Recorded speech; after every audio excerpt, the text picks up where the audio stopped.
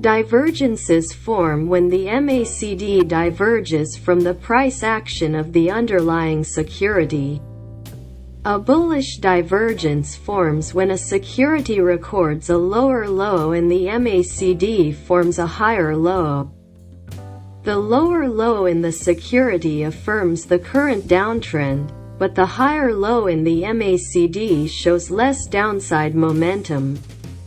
Despite decreasing, downside momentum is still outpacing upside momentum as long as the MACD remains in negative territory.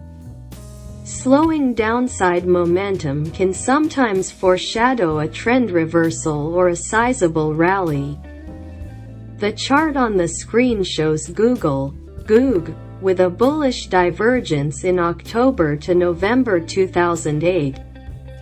First, notice that we are using closing prices to identify the divergence. The MACD's moving averages are based on closing prices, and we should consider closing prices in the security as well. Second, notice that there were clear reaction lows, troughs, as both Google and its MACD line bounced in October and late November. Third, notice that the MACD formed a higher low as Google formed a lower low in November. The MACD turned up with a bullish divergence and a signal line crossover in early December. Google confirmed a reversal with a resistance breakout. A bearish divergence forms when a security records a higher high and the MACD line forms a lower high. The higher high in the security is normal for an uptrend, but the lower high in the MACD shows less upside momentum.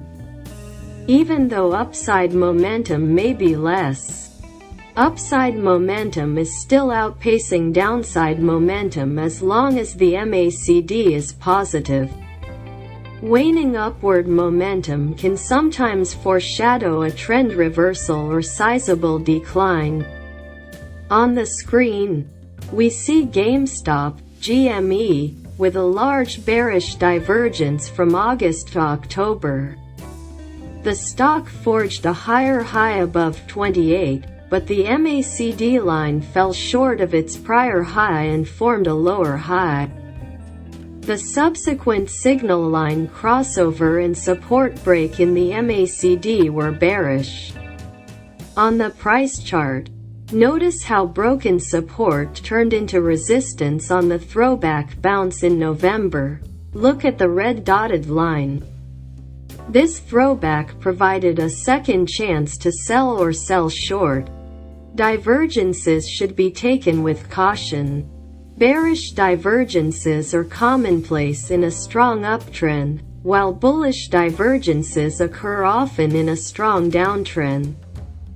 Uptrends often start with a strong advance that produces a surge in upside momentum, or MACD.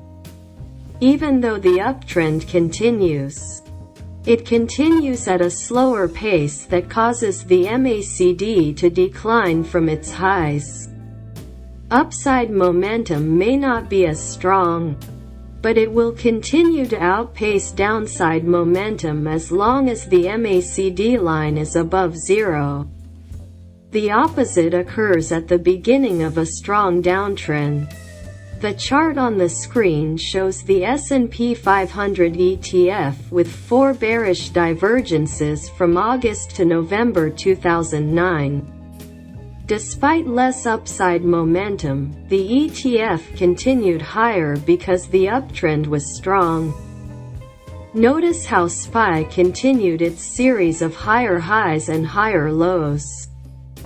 Remember, upside momentum is stronger than downside momentum as long as the MACD is positive.